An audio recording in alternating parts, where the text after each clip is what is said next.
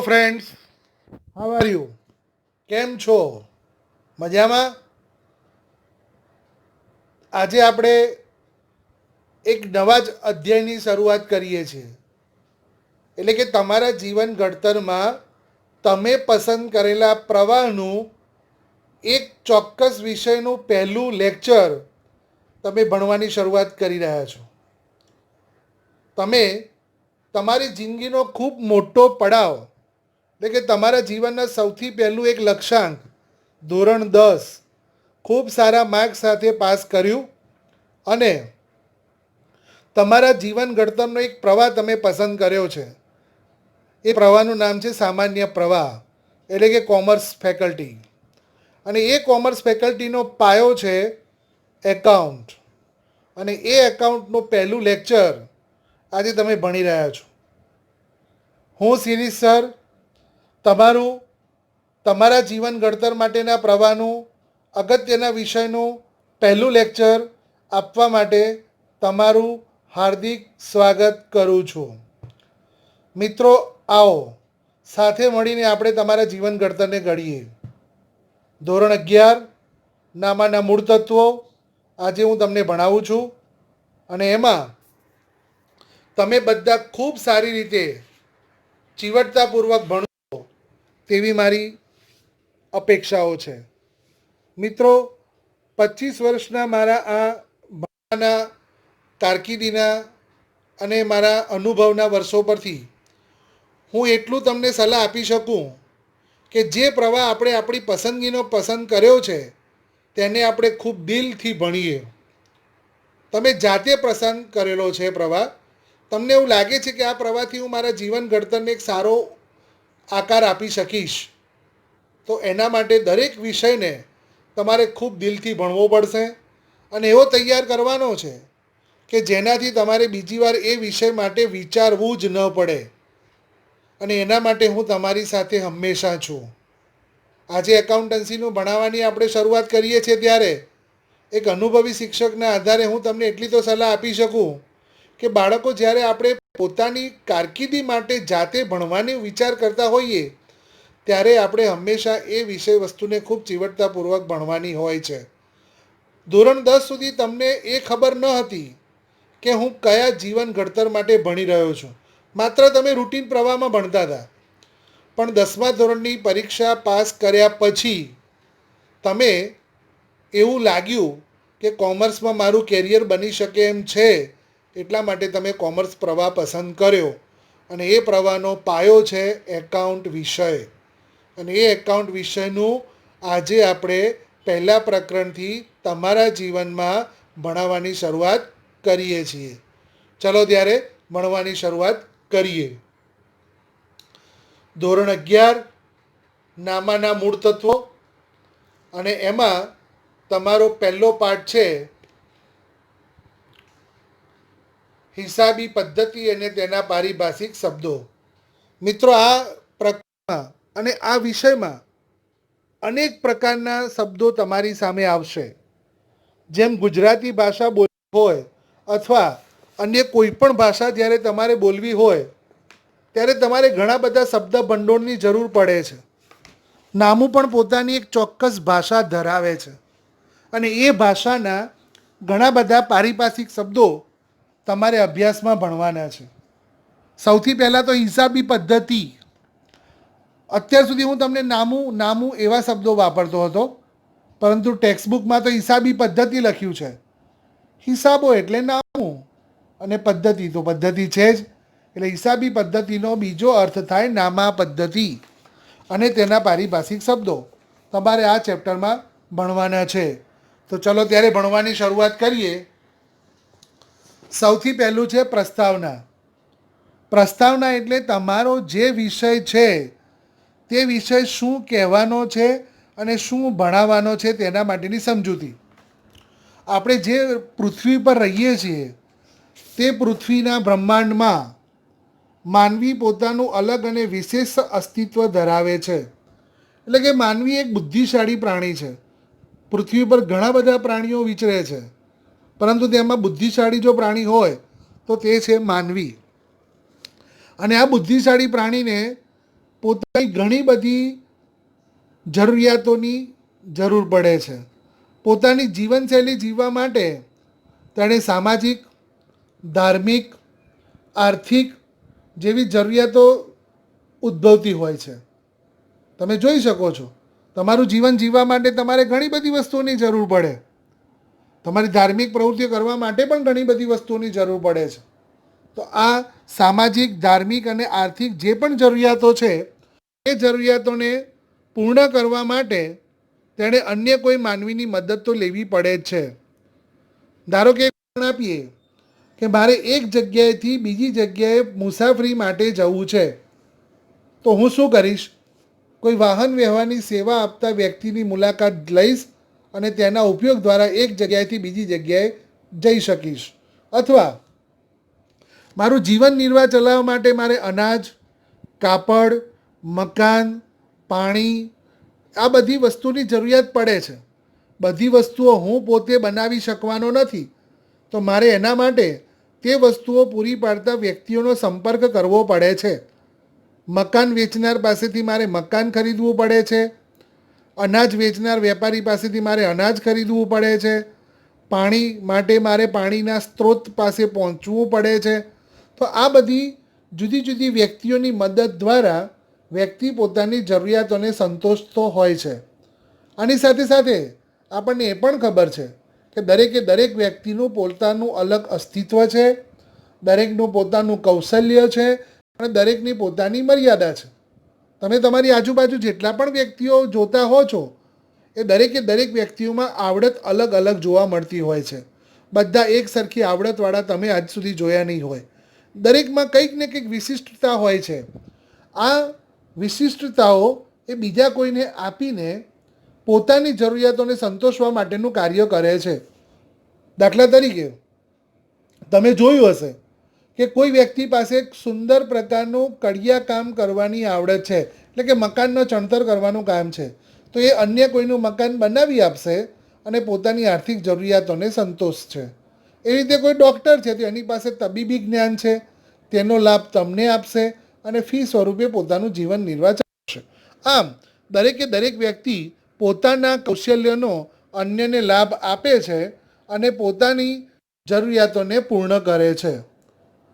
ભૂતકાળમાં જઈએ એટલે કે પ્રાચીન સમયમાં જ્યારે નાણાંનું અસ્તિત્વ જ ન હતું, ખૂબ પ્રાચીન સમયગાળામાં, તમે પહેલાં 10મા ધોરણમાં કે 9મા ધોરણમાં તમારા સામાજિક વિજ્ઞાન વિષયમાં એવું શીખ્યા હશો કે માનવી પોતાના જીવનની જરૂરિયાતોને પૂર્ણ કરવા માટે નદી કિનારે ખેતી કરવાની શરૂઆત કરી અને ધીમે ધીમે પોતાનો જીવન નિર્વાહ ચલાવતો હતો. હવે જેની પાસે અનાજ છે તે વ્યક્તિને કાપડની જરૂરિયાત છે અને જેની પાસે કાપડ છે તેને મકાનની જરૂરિયાત છે. તો અને એ વખતે નાણાંની ખરીદ વેચાણ માટેના માધ્યમ તરીકે અસ્તિત્વ હતું નહીં. તો ત્યારે બાર્ટર પદ્ધતિ એટલે કે સાટા પદ્ધતિ કે બદલા પદ્ધતિ અમલમાં હતી. બદલા પદ્ધતિનો અર્થ થાય વસ્તુની લેવેચ કરવી, વસ્તુના બદલામાં વસ્તુ કે સેવા આપવી કે સેવાના બદલામાં વસ્તુ આપવી. આ પ્રકારની જે પદ્ધતિ હોય તે પદ્ધતિને બદલા પદ્ધતિ કે સાટા પદ્ધતિ કહેવાય. દાખલા તરીકે તમારી ટેક્સ્ટબુકમાં એક ઉદાહરણ છે, ખેડૂત પાસે અનાજ છે અને તેને કાપડની જરૂર છે અને જેની પાસે કાપડ છે તેને અનાજની જરૂર છે. તો આ કિસ્સામાં બંને પક્ષકારો વસ્તુઓની હેરબદલી કરીને પોતાની જરૂરિયાતોને પૂર્ણ કરે છે. એટલે કે અનાજવાળો ખેડૂત કાપડ ખરીદે છે અને કાપડ વેચનાર વ્યક્તિ અનાજ પોતાની જરૂરિયાતનું લે છે. તો આ રીતે બદલા પદ્ધતિમાં વસ્તુ કે સેવાના બદલામાં અન્ય વસ્તુ કે સેવાની ખરીદી થતી હતી, પણ તેમાં ઘણી બધી સમસ્યાઓ હતી. દાખલા તરીકે કેટલું કાપડ આપવું અને તેની સામે કેટલું કાપડ ખરીદવું, તો એનું કોઈ મૂલ્ય ન હતું. તો એ સમસ્યાઓના ઉકેલ લાવવા માટે ધીમે ધીમે ઘણા બધા માધ્યમો ઉદ્ભવ્યા અને એ માધ્યમને નાણું તરીકે અમલમાં આવ્યું. એનું નામ નાણું કહેવામાં આવ્યું. એટલે કે પ્રવર્તમાન સમયમાં વસ્તુ કે સેવાને પ્રાપ્ત કરવા માટે નાણાંનો ઉપયોગ થાય છે. ભૂતકાળમાં બાર્ટર પદ્ધતિમાં જે મુશ્કેલીઓ હતી એ મુશ્કેલીઓને દૂર કરવા માટે વર્તમાન સમયમાં નાણાંનો ઉપયોગ કરવામાં આવે છે. આ વર્તમાન સમયમાં નાણાંઓ સિક્કાના સ્વરૂપે, તમે કોઇન્સ તમે અનુભવો છો અને તમે તેનો ઉપયોગ દરરોજની જીવનશૈલીમાં કરો છો. એટલે કે સિક્કાઓ, પેપર ચલણ એટલે કે તમારી કરન્સી નોટો, 10 રૂપિયા, 20 રૂપિયા, 50 રૂપિયા, 100 રૂપિયા, 500 રૂપિયા અને 2000 રૂપિયા, આવી પ્રવર્તમાન નોટો એટલે કે પેપર ચલણ. અને તાજેતરમાં આ લોકડાઉનના સમયમાં અને ડિજિટલ ઇન્ડિયામાં પ્લાસ્ટિક ચલણનો ઉપયોગ વધ્યો છે. પ્લાસ્ટિક ચલણ એટલે કે આપણા cards, debit cards, credit cards, એ બધા કાર્ડ કે જે પ્લાસ્ટિક ચલણ તરીકે અમલમાં આવ્યા છે. જે વ્યવસ્થામાં નાણાંનો માધ્યમ તરીકે ઉપયોગ થાય તેને નાણાકીય અર્થવ્યવસ્થા કહેવામાં આવે છે. એટલે કે તેને નાણાકીય વ્યવસ્થા કહેવાય. જ્યારે વ્યવહારો નાણાંના માધ્યમથી થતા હોય તેને આર્થિક વ્યવહારો કહે છે. હવે આમાં એક બીજો શબ્દ આવ્યો, આર્થિક વ્યવહાર. અર્થ એટલે નાણું. નાણાંના માધ્યમથી કરવામાં આવતા વ્યવહારોને આર્થિક વ્યવહારો કહેવામાં આવે છે. એટલે કે કોઈ પણ વ્યવહાર બને તેની ફેરબદલીમાં નાણું વપરાતું હોય તો એને આર્થિક વ્યવહાર કહેવાય. નાણાંનું માધ્યમ દરેક પક્ષકારોને સ્વીકાર્ય છે. આપણે ભારતની વાત કરીએ તો ભારતમાં જે પણ વ્યવહાર બને છે તેના માધ્યમ તરીકે નાણું વપરાતું હોય છે. તમે કોઈ પણ વસ્તુની ખરીદી કરો, તમે કોઈ પણ વસ્તુનું વેચાણ કરો, કોઈ પણ મિલકત ખરીદો, કોઈ પણ મિલકતનું વેચાણ કરો કે કોઈ પણ પ્રકારની વસ્તુની લેવેચ કરો, તેમાં માધ્યમ તરીકે નાણું છે અને નાણું બધી જ જગ્યાએ સ્વીકાર્ય છે.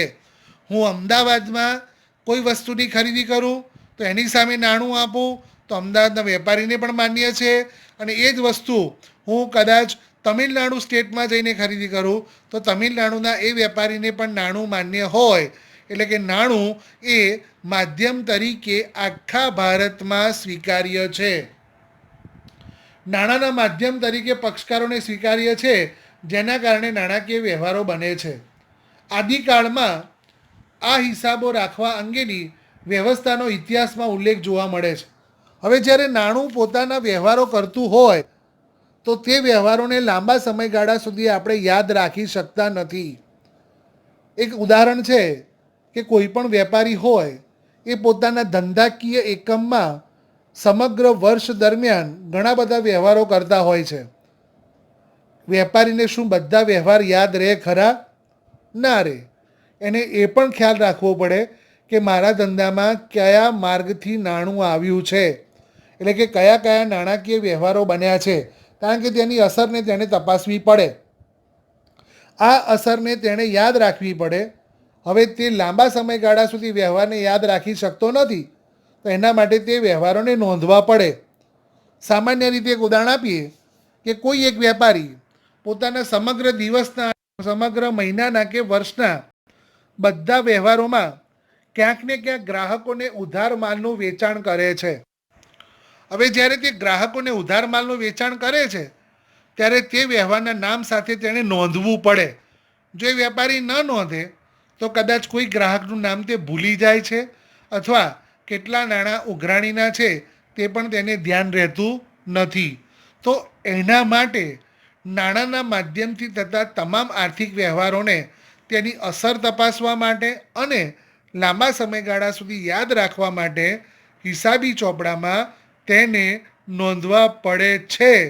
અને જ્યારથી આ હિસાબો ચોપડામાં નોંધાવા માંડ્યા ત્યારથી નામું લખવાની શરૂઆત થઈ તેમ કહી શકાય. એટલે કે હવે આપણે આપણા મુખ્ય રસ્તા ઉપર આવ્યા કે ધંધાના થતા આર્થિક વ્યવહારોને લાંબા સમયગાળા સુધી યાદ રાખી શકતા નથી અને સાથે સાથે તેની આર્થિક અસરો શું થાય છે તે જાણવા માટે તેને પદ્ધતિસર ચોપડામાં નોંધવા પડે. અને જ્યારથી વ્યવહારોને હિસાબી પદ્ધતિમાં નોંધવામાં આવ્યા ત્યારથી નામું લખવાની શરૂઆત થઈ તેમ કહી શકાય. ખ્યાલ આવી ગયો મિત્રો? આગળ વિચારીએ. ભારતના સમર્થ ઇતિહાસકારો કહે છે કે ચાણક્યના સમયમાં પણ નામું લખાવાની શરૂઆત થઈ હતી. ચાણક્યનો સમયગાળો બહુ જ પ્રાચીન છે. એનું અર્થશાસ્ત્ર નામનું એક પુસ્તક છે અને એ અર્થશાસ્ત્રમાં હિસાબી પદ્ધતિનું અસ્તિત્વ છે અને તેનું મહત્ત્વ પણ તેમાં સમજાવેલું છે. એટલે કે બહુ પ્રાચીન સમયથી અર્થશાસ્ત્ર વિષયના પુસ્તકમાં પણ ચાણક્ય દ્વારા તે સમયના વ્યવહારોને નોંધવા માટેની પદ્ધતિઓનો અને તેના મહત્ત્વની સમજણ આપેલી છે. એટલે કે નામું એ બહુ જ પ્રાચીન પદ્ધતિ કહી શકાય. હિસાબો એટલે સામાન્ય ભાષામાં આવક, જાવક તેમજ ઉપજ ખર્ચ અંગેની નોંધ. હવે તમને આવક અને જાવકમાં તો સામાન્ય સમજ પડે. આપણા ધંધામાં કોઈ પણ માધ્યમ દ્વારા નાણું આવે તો તેને આવક કહેવાય અને કોઈ પણ માધ્યમ દ્વારા નાણું જાય તેને જાવક કહેવાય. તેવી રીતે ઉપજ અને ખર્ચ, એટલે આવક અને જાવક અને એનો બીજો પર્યાય શબ્દ છે ઉપજ અને ખર્ચ. તો આ રીતે એના વ્યવહારોની નોંધ હિસાબી પદ્ધતિમાં રખાય છે. આવક જાવકનો તેમજ ઉપજ ખર્ચનો તફાવત શોધવામાં આવે છે. જો તફાવત પ્લસમાં આવે તો તેને લાભ એટલે કે નફાના સ્વરૂપે અથવા કે ખોટ કે નુકસાનના સ્વરૂપે ઓળખવામાં આવે છે. જુઓ મિત્રો, નફો કે નુકસાન કઈ રીતે થાય એની સમજણ આપણે બહુ જ ક્લિયર કરી લઈએ. ધારો કે હું એક ફર્નિચરનો વેપારી છું. મારા દ્વારા અપાતું આ ઉદાહરણ ખૂબ સારી રીતે સાંભળજો. બને તો તમારી નોટમાં તેને નોંધજો. હું એક ફર્નિચરનો વેપારી છું. મારી દુકાનમાં વેચાણ કરવા માટે મેં 50,000 રૂપિયાનું ફર્નિચર ઉત્પાદક પાસેથી ખરીદ્યું. તો એ 50,000 રૂપિયાનું ફર્નિચર જે મેં ઉત્પાદક પાસેથી ખરીદ્યું તેને મારા ધંધાના સ્થળ સુધી લાવવામાં 10,000 રૂપિયા વાહનનો ખર્ચ થાય છે. એનો મતલબ 50,000 રૂપિયાની મૂળ કિંમતનું ફર્નિચર, 10,000 રૂપિયા ઉત્પાદક પાસેથી મારા શોરૂમ સુધી ફર્નિચર લાવવા માટેનો વાહન ખર્ચ, આ બંનેનો સરવાળો થયો 60,000 રૂપિયા. અને એ 60,000 રૂપિયાની પડતર કિંમતનું ફર્નિચર હું 70,000 રૂપિયામાં વેચું છું. તો 60,000માં ફર્નિચર મારી દુકાનમાં આવ્યું અને તે ફર્નિચર મેં 70,000માં વેચ્યું એટલે મને 10,000 રૂપિયાનો ફાયદો થયો તેમ કહેવાય. એટલે કે પ્લસ જવાબ આવ્યો. વેચાણ કિંમત 70, પડતર કિંમત 60, 70 માઇનસ 60, વેચાણ કિંમત માઇનસ પડતર કિંમત. જો પ્લસ જવાબ આવે તો નફો કહેવાય અને એનાથી વિરુદ્ધ જો માઇનસ જવાબ આવે તો ખોટ કહેવાય. તો આપણે જે પણ ધંધાકીય એકમમાં આવક જાવકના કે ઉપજ ખર્ચના વ્યવહારો કરીએ છીએ તેનો તફાવત શોધવામાં આવે અને એ જો તફાવત પ્લસમાં હોય તો આપણને નફો થયો છે તેમ કહેવાય. એટલે કે લાભ થયો છે. અને જો જવાબ માઇનસમાં આવે તો આપણને નુકસાન થયું છે તેમ કહી શકાય. પ્રવર્તમાન હિસાબી પદ્ધતિના ઉદ્ભવ અંગે પણ ઘણા બધા મંતવ્યો છે. ચાણક્યના કૌટિલ્ય અર્થશાસ્ત્ર નામના પુસ્તકમાં રાજ્યના હિસાબો રાખવા માટે વિગતવાર સૂચનાઓ આપેલી છે અને તેનો ઉલ્લેખ પણ જોવા મળે છે. તમામે તમામ પ્રકારના સાહિત્યમાં માત્ર ને માત્ર તે સમયે થતા આર્થિક વ્યવહારોને નોંધવા માટેના મુદ્દાસર વિગતો આપેલી હતી. એટલે કે બહુ જ પ્રાચીન સમયથી નામું પોતે રીતે કાર્યરત છે તેવું આપણને ભૂતકાળના પુસ્તકોથી ખબર પડે છે. હવે આગળ આપણે વિચારીએ કે પશ્ચિમના સમર્થ ઇતિહાસકારો આ અંગેનો શ્રેય ઇટાલીના ગણિતશાસ્ત્રી લુકા પેસિઓલીને આપે છે. શેને શ્રેય આપે છે? તો ચાણક્યના સમયમાં, ભૂતકાળના સમયમાં જે પદ્ધતિથી નામાની નોંધ થતી હતી તે પદ્ધતિ વ્યવસ્થિત ન હતી. દરેક જગ્યાએ અલગ અલગ પદ્ધતિથી નામાની નોંધ થતી હતી. એટલે કે એક સૂત્રતા જળવાતી ન હતી.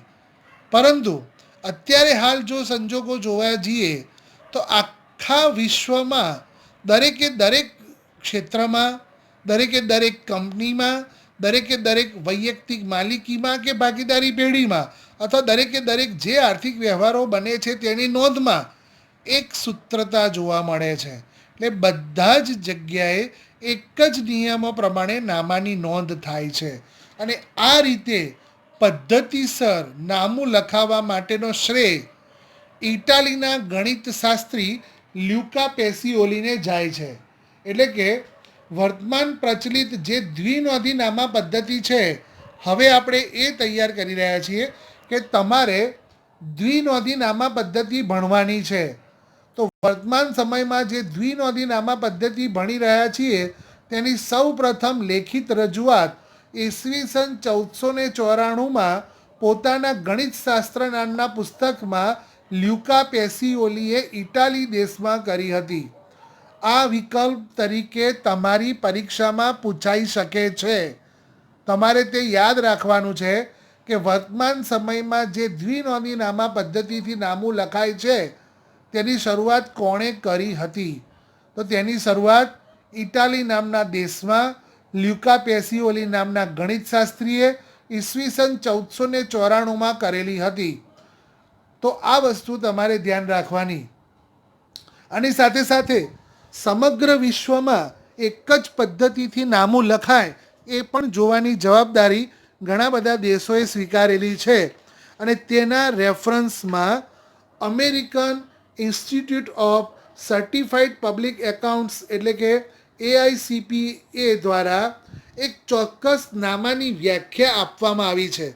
અને આ વ્યાખ્યા તમારી પરીક્ષામાં પૂછાય પણ છે કે નામાની વ્યાખ્યા શું છે. હવે હું જે વ્યાખ્યા તમને સમજાવી રહ્યો છું તે વ્યાખ્યા આખા એકાઉન્ટન્સીને સમાવી લે છે. એટલે આખું નામું એ આ વ્યાખ્યામાં આવી જાય છે. જો હિસાબી પદ્ધતિ એ વ્યવહારો અને બનાવો જે નાણાકીય લક્ષણ ધરાવતા હોય, જે પણ વ્યવહાર બને, જે પણ બનાવ બને તે નાણાકીય લક્ષણ ધરાવતા હોય. નાણાકીય લક્ષણ એટલે કે આર્થિક વ્યવહાર હોય. આર્થિક અને બિન આર્થિક વ્યવહારનો તમને ખ્યાલ આવી જવો જોઈએ. હું તમને એક આર્થિક વ્યવહારનું ઉદાહરણ આપું અને તે જ ઉદાહરણને બિન આર્થિક વ્યવહારમાં પણ ફેરવીને બતાવું. ધારો કે કોઈ એક શિક્ષક પોતાની શાળામાં બાળકોને ભણાવે છે અને તે કાર્યના બદલામાં ફી મેળવે છે. તો તે શિક્ષક ફી લે છે અને ભણતર આપે છે, એટલે કે તે આર્થિક પ્રવૃત્તિ કરી રહ્યો છે તેમ કહેવાય. એ જ ઉદાહરણ આપણે આપીએ, તે જ શિક્ષક ઘરે આવીને પોતાના બાળકને ભણાવે છે અને ફી લેતો નથી, કારણ કે બાળક પોતાનું બાળક છે, પોતાના બાળક પાસેથી ફી લઈ શકાય નહીં. તો તે પ્રવૃત્તિ બિન આર્થિક પ્રવૃત્તિ છે. એટલે કે જે વ્યવહારમાં નાણું માધ્યમ તરીકે વપરાતું હોય તેવા વ્યવહારોને આર્થિક વ્યવહારો કહેવાય. પરંતુ જે વ્યવહારોમાં નાણું માધ્યમ તરીકે ઉપયોગમાં લેવાતું ન હોય તેવા વ્યવહારોને બિન આર્થિક વ્યવહાર કહેવાય. એટલે ફરીથી પાછા વ્યાખ્યામાં આવીએ. હિસાબી પદ્ધતિ વ્યવહારોને બનાવો જે નાણાકીય લક્ષણ ધરાવતા હોય તેમને નાણાંના સ્વરૂપે નોંધવાની. જો નોંધવાની સ્વરૂપ પણ નાણાંનું જ હોવું જોઈએ.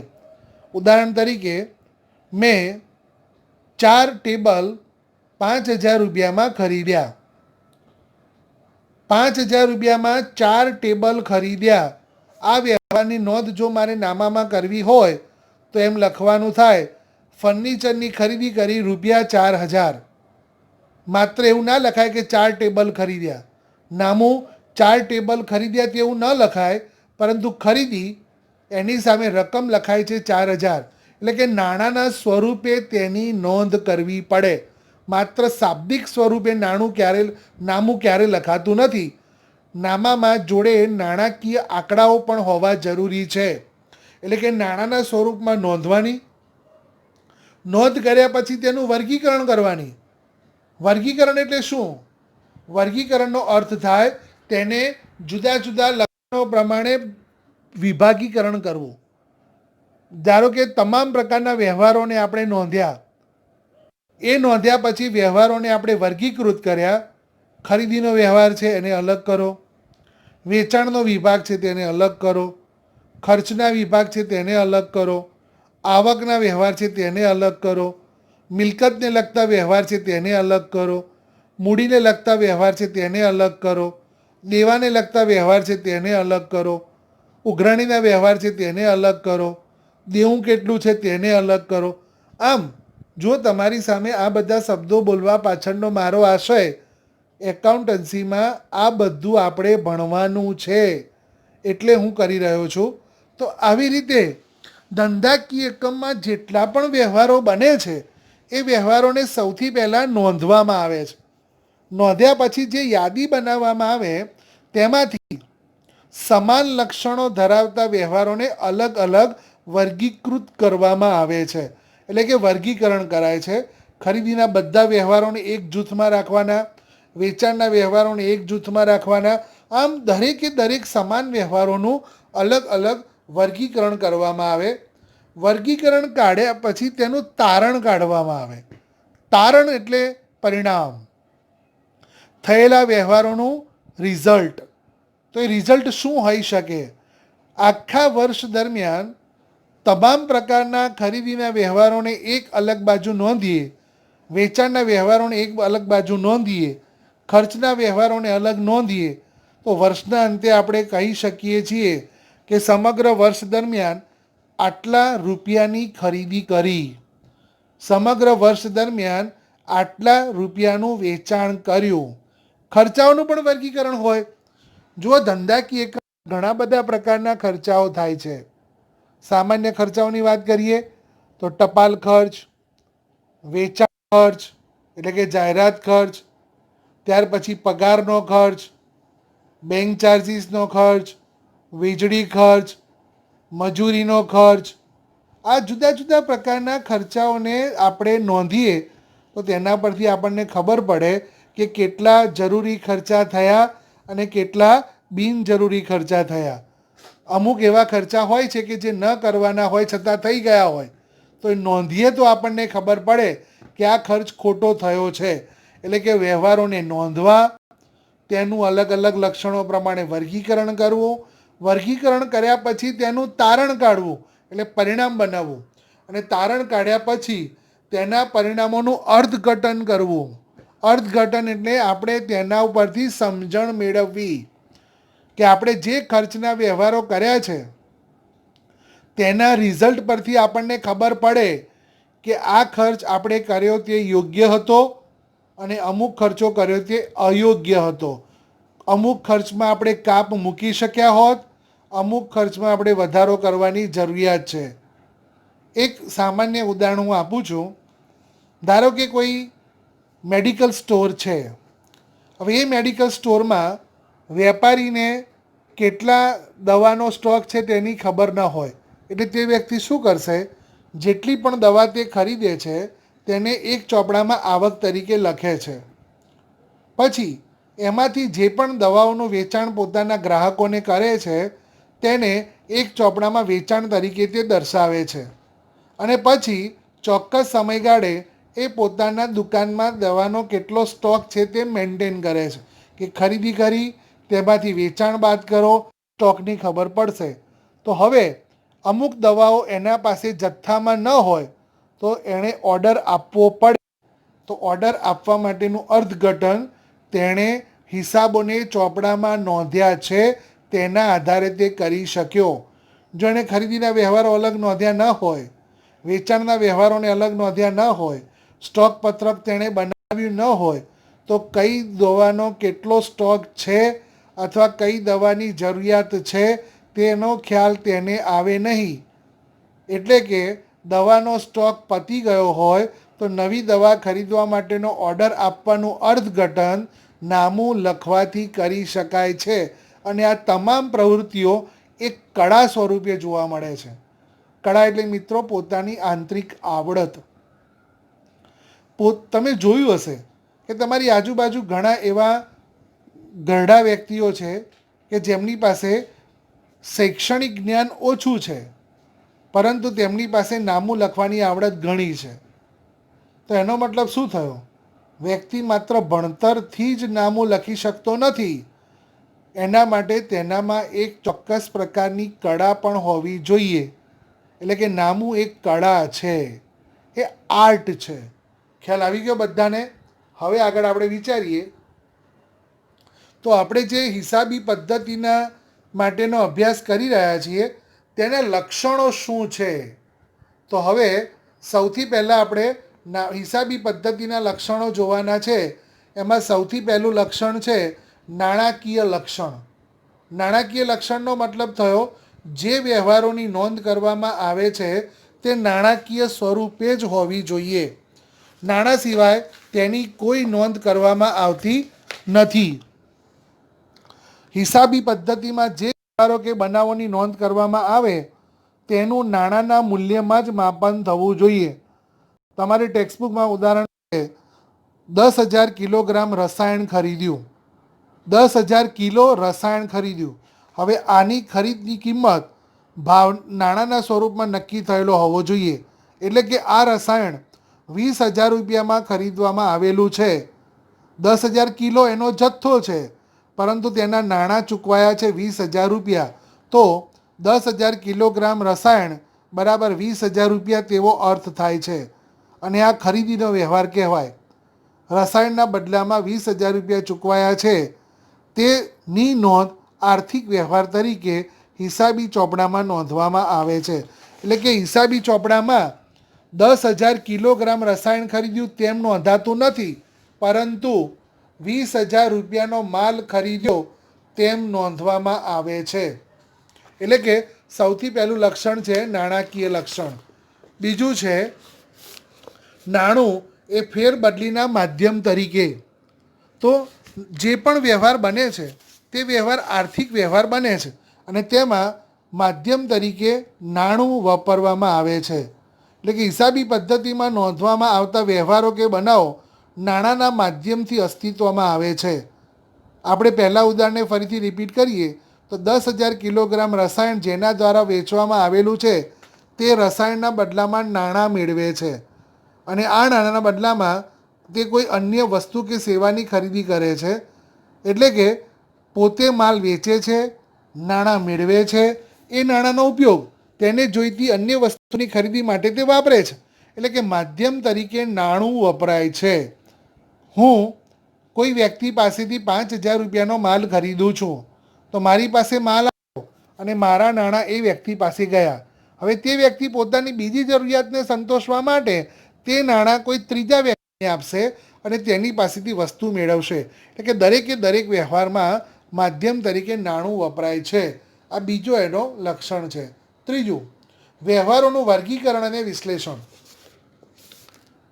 હિસાબી પદ્ધતિમાં અનેક પ્રકારના વ્યવહારો થતા રહે છે. હવે આ વ્યવહારોમાં મુખ્યત્વે બે પ્રકાર હોઈ શકે. એક રોકડ વ્યવહાર અને બીજો શાખ એટલે કે ઉધાર વ્યવહાર. તો રોકડ વ્યવહાર અને બિન રોકડ વ્યવહાર, જેમાં આવકના વ્યવહાર હોઈ શકે, ખર્ચના વ્યવહાર હોઈ શકે, મિલકતના વ્યવહાર હોઈ શકે. આવા દરેક પ્રકારના જુદા જુદા વ્યવહારોને તેના પ્રકારના આધારે વર્ગીકરણ કરવામાં આવે છે અને તેની નોંધ ઉધાર જમાના નિયમો પ્રમાણે થાય છે. મિત્રો, આપણે દ્વિનોંધી નામા પદ્ધતિનો અભ્યાસ કરવાનો છે અને દ્વિનોંધી નામા પદ્ધતિ એ ઉધાર જમાના નિયમો ઉપર આધારિત છે. એટલે કે દરેકે દરેક વ્યવહારની નોંધ દ્વિનોંધી નામા પદ્ધતિમાં ઉધાર જમાના નિયમો પ્રમાણે થાય છે. તો એ ઉધાર જમાના નિયમો પ્રમાણે સમાન લક્ષણ ધરાવતા વ્યવહારોને કોઈ એક ચોક્કસ જગ્યાએ વર્ગીકરણ કરીને નોંધવામાં આવે છે. તે નિર્ધારિત સમયના વ્યવહારોને આપણે એક જ જગ્યાએ જોઈ શકીએ છીએ.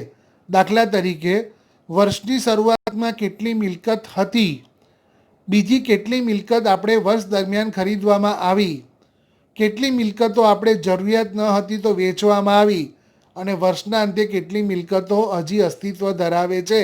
આ બધી બાબતોનું વિશ્લેષણ, આ બધી બાબતોનું વર્ગીકરણ કરીને આપણે જાણી શકીએ છીએ. એટલે કે દરેકે દરેક વ્યવહારનું વર્ગીકરણ અને વિશ્લેષણ નાણાકીય પદ્ધતિમાં થાય છે. ત્યાર પછી ચોથો છે વ્યવહારોનું અર્થઘટન. દરેકે દરેક વ્યવહારોને ફક્ત હિસાબી ચોપડામાં નોંધવામાં જ આવતા નથી, પરંતુ એ હિસાબોને નિયમો પ્રમાણે તૈયાર કર્યા બાદ તેમાં દર્શાવેલી વિગતો અને આંકડાઓના આધારે તેનું અર્થઘટન પણ કરવામાં આવે છે. દાખલા તરીકે આપણે એક ઉદાહરણ જોઈએ કે મેં 50,000 રૂપિયાનો માલ કે ફર્નિચર ખરીદ્યું છે એ 50,000 રૂપિયાના માલની ખરીદીને મારા ધંધાકીય એકમમાં લાવવા સુધીમાં બીજો 10,000 રૂપિયા ખર્ચ થયો છે, તો 50,000ની ખરીદી, 10,000 રૂપિયાનો વાહન ખર્ચ, એટલે કે તે વસ્તુ મારી દુકાનમાં 60,000 રૂપિયામાં આવી અને તે માલનું મેં 70,000 રૂપિયામાં વેચાણ કર્યું. તો એના પરથી હું વ્યવહારોનું અર્થઘટન કરી શકું કે વેચાણ કિંમત 70,000 ઉદ્ભવી અને તે માલની પડતર કિંમત 60,000 હતી, તો મને આ વ્યવહારથી નફો થયો છે. બીજું એક ઉદાહરણ તમારી ટેક્સ્ટબુકમાં છે. કોઈ વ્યક્તિનું બ્લડ પ્રેશર માપવામાં આવે છે, એટલે કે પ્રેશર બ્લડનું મપાય છે અને તે 120થી 80 હોય તો તે વ્યક્તિ બ્લડ પ્રેશરની દ્રષ્ટિએ તંદુરસ્ત ગણાય.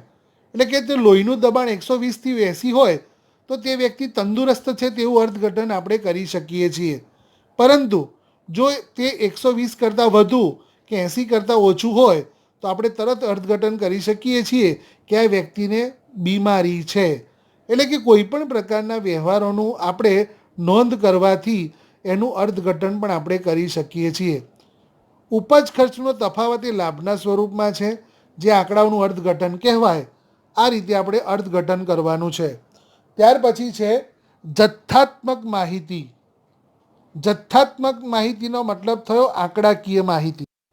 હિસાબોમાં નોંધવામાં આવતી માહિતી નાણાંના સ્વરૂપે જ છે, એટલે કે તેને જથ્થાત્મક માહિતી કહેવામાં આવે છે. ખ્યાલ આવી ગયો? કોઈ પણ વ્યવહાર, ધારો કે આપણે રસાયણનો હમણાં વ્યવહાર સમજ્યા છીએ, તો આપણે આપણા ચોપડામાં એવું લખી શકતા નથી કે 10,000 કિલો રસાયણ વેચ્યું. આપણે એવું લખવું પડે કે 20,000 રૂપિયાનું રસાયણ વેચ્યું અને 20,000 રૂપિયાની આવક થઈ. એટલે કે જે વ્યવહારની નોંધ થાય છે તે આંકડામાં કરવામાં આવે છે, એટલે કે તે જથ્થાત્મક માહિતી કહેવાય છે. ત્યાર પછી છઠ્ઠું છે આર્થિક નિર્ણયો. મતલબ કે હિસાબી પદ્ધતિ દ્વારા તૈયાર કરવામાં આવેલા હિસાબોના આધારે જુદા જુદા પક્ષકારો પોતાના નિર્ણયો લેતા હોય છે. ધંધાકીય એકમમાં ઘણા બધા પક્ષકારો અસર કરે છે. આ દરેકે દરેક પક્ષકારો જે વ્યવહારો લખાયા છે તેમાંથી પોતાના હેતુ માટે જુદા જુદા નિર્ણયો લેતા હોય છે.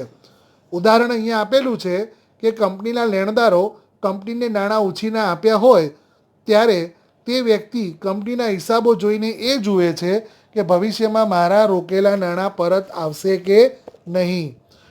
એવી રીતે સંભવિત શેર હોલ્ડર્સ કંપનીના શેરમાં રોકાણ કરવાના પણ નિર્ણયો લે છે. કંપની પોતે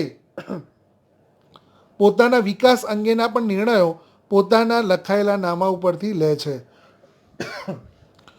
આ તમામ નિર્ણયો નાણાં આધારિત હોવાથી તેમને આર્થિક નિર્ણયો પણ કહેવામાં આવે છે. એટલે કે લખાયેલું નામું એ ધંધાકીય એકમના આર્થિક નિર્ણયો લેવામાં મદદરૂપ કરે છે. એટલે કે તે આર્થિક નિર્ણયોમાં પણ મદદરૂપ બને છે. અને સાતમું છે ઐતિહાસિક માહિતી. હિસાબી પદ્ધતિમાં થઈ ગયેલા વ્યવહારો અને બનાવોને નોંધવામાં આવે છે. એટલે કે પહેલાં વ્યવહાર બને છે, એટલે કે ભૂતકાળ બને છે અને ભૂતકાળ બતાવ્યા પછી તેની નોંધ થાય છે. એટલે કે એકવાર વ્યવહાર બન્યો ત્યાર પછી તેને ચોપડે નોંધવામાં આવે છે. એટલે કે ભૂતકાળના વ્યવહારો નોંધાય છે એટલે તે ઐતિહાસિક વ્યવહારો છે. આ ઇતિહાસના આધારે તૈયાર થયેલા હિસાબો ઐતિહાસિક માહિતી એટલે કે ભૂતકાળની માહિતી આપે છે. અને આ માહિતીમાં જો કોઈ ભૂલ હોય તો આપણે તેને ક્યારે પણ સુધારી શકતા નથી. એટલે આપણને ખબર પડે કે નામા પદ્ધતિમાં હિસાબી પદ્ધતિ હંમેશા ઐતિહાસિક માહિતી સાથે સંબંધ ધરાવે છે. ખ્યાલ આવી ગયો મિત્રો? તો હવે હું માનું છું કે તમને આ લેક્ચર પરથી એટલી તો સમજ પડી હશે કે હિસાબી પદ્ધતિ એટલે કે નામું શું છે. હું ફરીથી તમને એક પૂર્વ ભૂમિકા બાંધી દઉં કે ધંધાકીય એકમની જ્યારથી શરૂઆત થઈ અથવા નાણાંના માધ્યમ તરીકે જ્યારથી તેનો ઉપયોગ કરવાની શરૂઆત થઈ ત્યારે તે વ્યવહારોને લાંબા સમયગાળા સુધી યાદ રાખી ન શકવાની મર્યાદાના કારણે તેને હિસાબી પદ્ધતિમાં નોંધાવવાની શરૂઆત થઈ ત્યારથી નામું શરૂ થયું છે તેમ કહેવાય. અને પ્રાચીન કાળમાં તેની ચાણક્યના સમયથી અને 1494માં લ્યુકા પેસિઓલીએ ઇટાલીથી આપણને પદ્ધતિસર નામું લખાવવાની શરૂઆત થઈ અને સમગ્ર વિશ્વમાં એક જ પદ્ધતિથી નામું લખાય તે માટે આપણને અમેરિકન પબ્લિક સર્ટિફાઈડ એકાઉન્ટ્સ નામની સંસ્થાએ એક ચોક્કસ વ્યાખ્યા પણ આપી અને તે આધારે નામું લખાવવાની શરૂઆત થઈ. તો અત્યારે આપણે આ લેક્ચરમાં કોણે શરૂઆત કરી, નામું શું છે, નામાની શું વ્યાખ્યા છે અને નામાના પદ્ધતિના કયા લક્ષણો છે તેનો અભ્યાસ કર્યો. મિત્રો, આને તમે વ્યવસ્થિત રીતે તમારી નોટમાં નોંધી લેજો. જરૂર પડે તો ટેક્સ્ટબુકનો પણ ઉપયોગ કરજો અને હવે જે પણ વિડીયો લેક્ચર તમને ભણાવવાનો મારા તરફથી જે પ્રયત્ન થાય તેને ખૂબ ધ્યાન રાખીને ભણજો, તો તમારો પાયો એકદમ મજબૂત બનશે અને જેનો પાયો મજબૂત તેની ઇમારત હંમેશા ટકાઉ બને છે. એટલે કે ધોરણ 11માં જો તમારો પાયો મજબૂત હશે તો 12મા ધોરણની વાત નથી કરતો, પરંતુ ચાર્ટર્ડ એકાઉન્ટન્ટ એટલે કે સીએ સુધીના એકાઉન્ટમાં તમને કોઈ જ મુશ્કેલી નહીં પડે, કારણ કે શરૂઆત 11માંથી થાય છે અને 11મું ધોરણ એ ચાર્ટર્ડ એકાઉન્ટન્ટના કોર્સનો પણ પાયો કહી શકાય. એટલે કે બધા ખૂબ વ્યવસ્થિત ભણજો, સતત આ લેક્ચરનું મનન કરજો, ચિંતન કરજો, તેની નોંધ કરજો અને તમારા અભ્યાસને આગળ વધારજો તેવી મારી શુભેચ્છાઓ. ઘરમાં રહો, સ્વસ્થ રહો, ભણતા રહો, સુખી થાઓ. શુભેચ્છા અસ્તુ.